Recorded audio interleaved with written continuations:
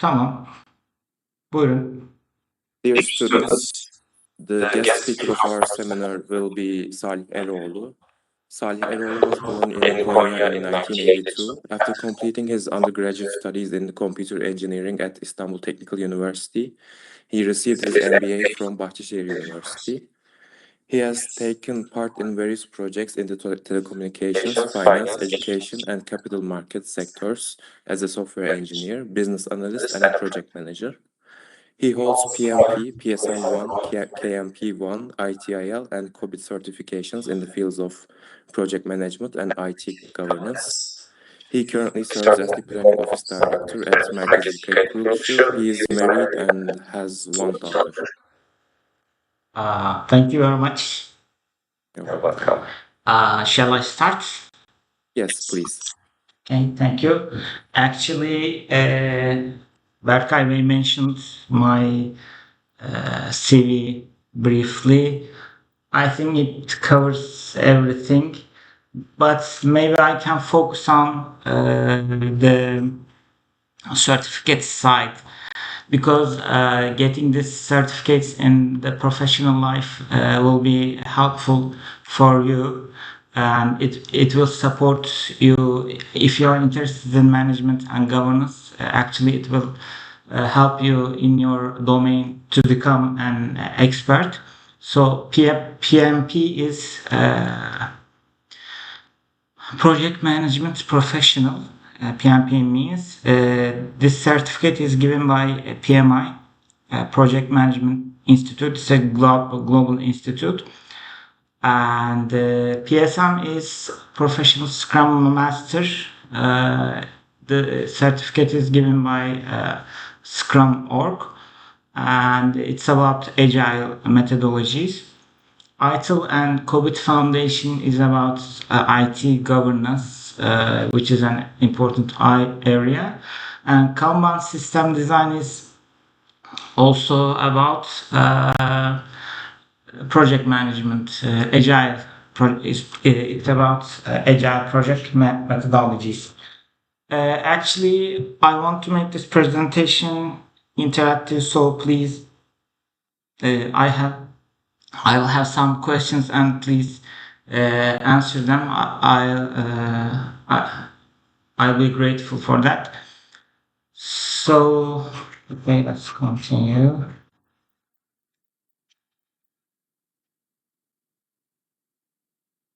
Okay, if I ask you what is project, what will you say? Anyone who wants to answer? You don't. Actually, there is no one answer, and there is no maybe correct answer, so you can say anything you want.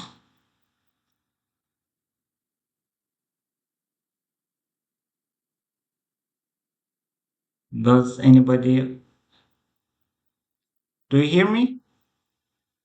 Berkay Bey? Can you hear me? Sesiniz geliyor hocam. Okay. Sıkıntı yok. So no one wants to answer, right? Okay, I'll continue. According to the definition of PMI, project is a temporary endeavor to create a unique product, service, or a result. So from this definition, we can understand that project is temporary, which means it has a start and a finish. If something starts and doesn't finish and goes forever, continues forever, we do not call it project. And so we have some constraints in projects: time, scope, cost. These are the main constraints of the projects. And of course, there should be the projects must be finished in a defined quality standards. But here you can see another definition. The definition is given by Zahari Wong. He wrote a book called Human Factors in Project Management. And he says that project is getting results and feeling good about it. Actually, this is more a maybe psychological approach about the definition of project management. And of course, we use the formal definition, but in the core of this formal definition should be the definition of Zachary Wong's. Okay. Is there any question so far? Or any contribution? No, sir. Go ahead. Okay, thank you. And this sentence is referred to Benjamin Franklin, and he says that if you fail to plan, you plan to fail. So planning is a really important aspect of project management. So as you can see here, without project management, there is chaos. But with project management and planning, you know what you are going to do and when you are going to do and when it's going to finish. So all the definitions, all the things that are going to be done in the project are everything is clear. Okay. Maybe giving the difference between project management and operations management is important. The conceptual difference. As you can see, projects are temporary from the definition and operations are continuous. Let me give an example. For example, establishment of an automobile project line is a production line, is a project. But production of products on the line are operation. It's operation, okay.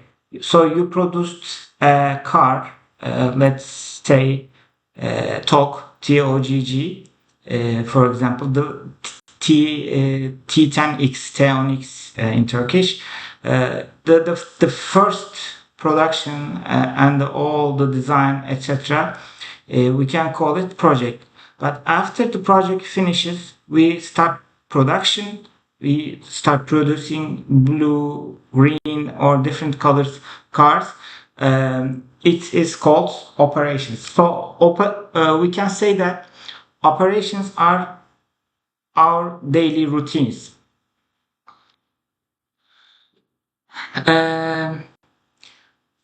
So culture and strategy is an important culture, style, and structure of the organization have an important impacts on how the projects will be carried out. What I mean, even though if you are a really good project manager, or I can say that you are an expert project manager, but if there is no culture about project management in your organization, you might have the opportunity to fail. Okay, so Peter Drucker says that culture eats strategy for breakfast. Actually, this sentence is referred to him. As you can see, there's a very good labyrinth here, a good planned labyrinth here, but you know, goats has a culture of eating grass. So even though if you planned it very good, a goat comes and eats the grass. So this illustration shows it very good. There are different project management methodologies and waterfall, Scrum, Kanban, future-driven development, extreme programming, lean programming, etc. There are lots of methodologies. So waterfall is in one side, and agile methodologies is they are in the other side. But you know, we cannot say that X methodology is better than Y methodology. You cannot say that waterfall is bad, agiles are good. You can use hybrid methodologies also. You will adapt these methodologies according to your organization style. Okay, so this part is important about methodologies. According to PMI, Project Management Office, There are some project management knowledge areas like scope management, schedule management, cost, quality, resource management, risk procurement, etc. We will not go detail in this presentation. It's to just give you an idea. Our today's main focus, the introduction part, was about the conceptual part of this presentation, and it was I just wanted to give you an idea about what is the definitions, the concepts of project management. So I'll go to the core parts of this definition, and as I referred a few minutes ago, how can be happy at the end of our project. Okay, so we will focus on meaning and harmony in project management. Any questions? No, sir. Okay, thank you very much. Has anyone read a book of Dostoevsky before? Do you like reading books, novels? No one wants to speak. Yes? I've never read a book about management, but uh, I've read about philosophy, if you ask me. Okay, you read about philosophy, Hamduchi, right? Hüsamettin. Yes. Okay, thank you, Hamduchi Hüsamettin.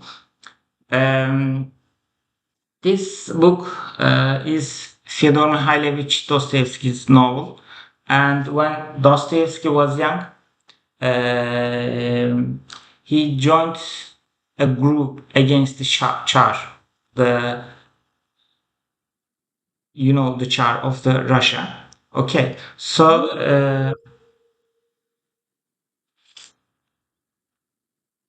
okay, and he was arrested and sentenced to death with his friends.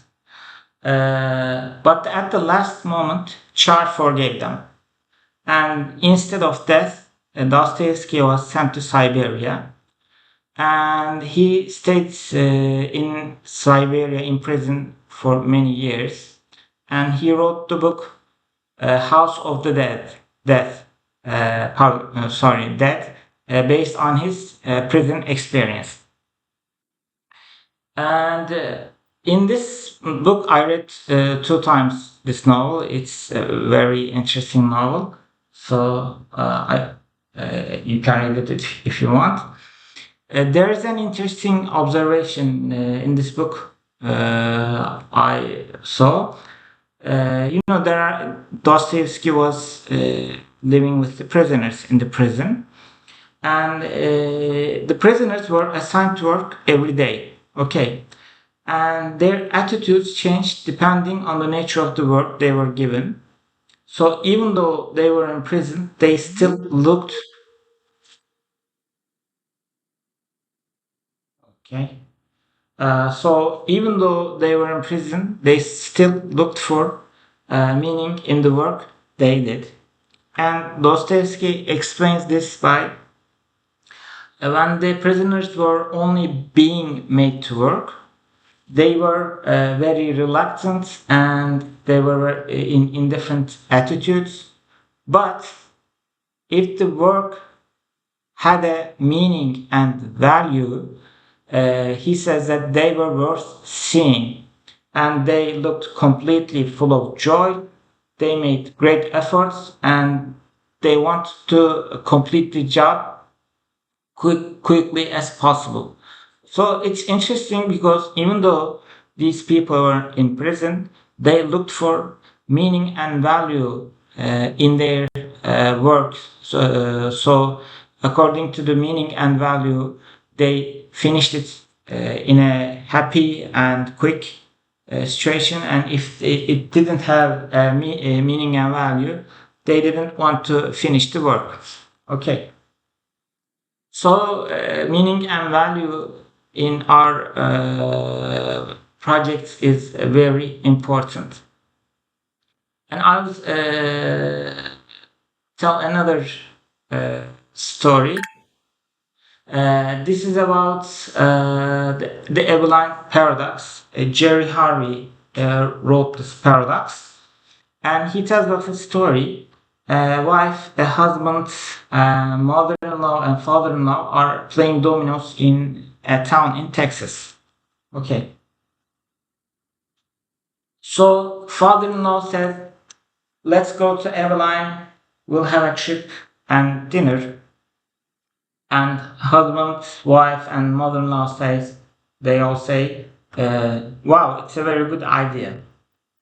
So they all go to the car and they make a long, hot, dusty drive. When they got to the restaurant, the food was bad. After 4 hours, they came back and home, and they were very tired and unhappy. Unhappy. So, husband, the young man says, "What good it is that we went to Eveline?" And mother-in-law replies, "Frankly, I would prefer to stay here, but I couldn't break it because the three of you wanted to go." Okay. And the husband says, "I just didn't want to spoil your enjoyment, that's all." And his wife replies, "That's ridiculous. My mom, dad, and you were so eager. I only had to adjust." And finally, father-in-law says, "You haven't been there for a long time, and I thought you were bored here. Going there would be a change for you. Change for you. I never wanted to go there either." So the Eveline paradox is none of us want to, but all we do. Uh, Maybe it sounds interesting to what's the relation with what are the relations of these stories with project management, but actually in our projects we might come to the same situation, you know. Some people or senior management has an idea, and you know, nobody says that, "Oh, it's not a good idea." All of the low level managers or people say, "Yeah, it's a great idea, we can do this project." But that at the end of the day, you know, all of the people working on the project may get tired and unhappy. So we do have Avalon paradoxes in our real life. It's not just a story. So how are we gonna make our projects meaningful, and how we will understand that our project will create a value? So we prepare a business case or feasibility studies before we start on a project. So after that, we select our project and start on our project. Some project selection criteria can be return on investment, net present value, benefit cost ratio. These are some examples. And actually, about making feasibility, philosopher Epictetus says that when starting a job, think about what it requires and what kind of result it will give, then start it. If you do not do that, you start with great excitement, but for not considering the consequences, you will have some results and you'll give on it in shame. So, actually, maybe 1,400 years ago, philosopher Epictetus said the words, said some sentences about making feasibility or preparing business case. So Hamducci Hüsamettin, have you read Epictetus before? Mm, Have you heard to him? be to be honest, I did. Okay, he's a good guy and his books are good. I offer you. Okay, thank you very much, sir. So to make our projects meaningful, as I said, we should prepare a business case. And this business case document has to have answer some questions. For example, why are we doing this project? Is it because I just wanted to do it, or does it have a really good goal and will we gain something? It could be money, it could be a strategic reason, etc. And as I said, what are the commercial reasons? What are the benefits to the organization? And there should be an executive summary. There should be reasons, expected benefits, losses, time scale, costs, investment valuation, and the important risks about the project. So while preparing a business case, it's important to speak with data, and I will tell a story, or the elephant story, from the Mesnevi of Mevlana Celaleddin Rumi. And according to his story, one day in India, they bring a village, they bring an elephant to a village, and let's assume that the villagers haven't seen elephant in their life before, and they bring the elephant in a very dark night, and they put the elephant to a dark barn. And later on, they put the villagers in the barn, and the villagers touch some parts of the elephant and describe what is elephant. So let's visualize the villagers in the dark as blind people. So one person touches the trunk and says the animal is like a water pipe. Another touches the ear and says it feels like a fan. And someone else touches the leg and says it's like a pillar. Another touches the back and says it feels like a throne. So, as you can see, everyone has a different opinion about the elephant. Mevlana Celaleddin Rumi says, if everyone had a candle in their hand, the difference in the words would disappear. So, while doing projects, we should talk in the brightness of knowledge. Okay, that's very important. We don't have the chance of saying, according to my opinion. No, it should be according to some data. You should make a market research. You should ask people. For example, if you're going to produce a product, will you buy it? Or you should make some studies and research before doing your project, and you should talk with data. Actually, Edward Deming said he said the same words of Mevlana with different approach. He says that without data, you're just another person with an opinion. Okay, so you should talk with data. Before After we have some data, we can use the value feasibility matrix to decide whether we should do this project or not.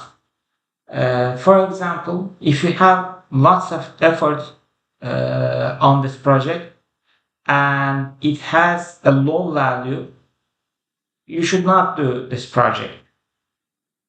And if you have low effort and user value is low, you can say maybe I can start this project according to your resources or source.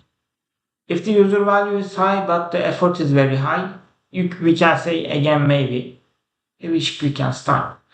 but the user value is high and the effort is low, absolutely you should start the project.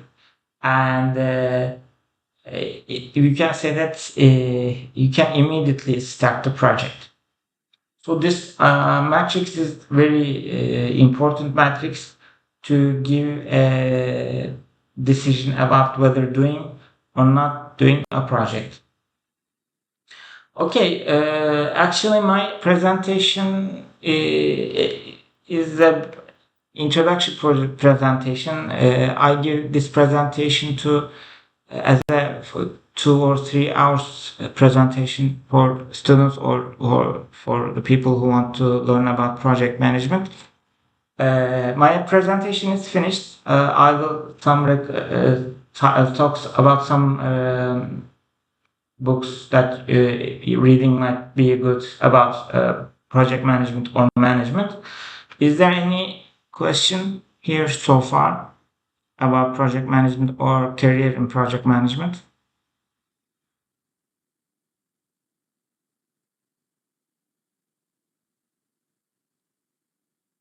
Okay, there's no project. So there are some books that I can offer. Critical Chain by Eliyahu Goldratt. It's about project management. The Phoenix project, the deadline. That's not how we do it here. These are books about project management with according to the waterfall approach or agile methodologies.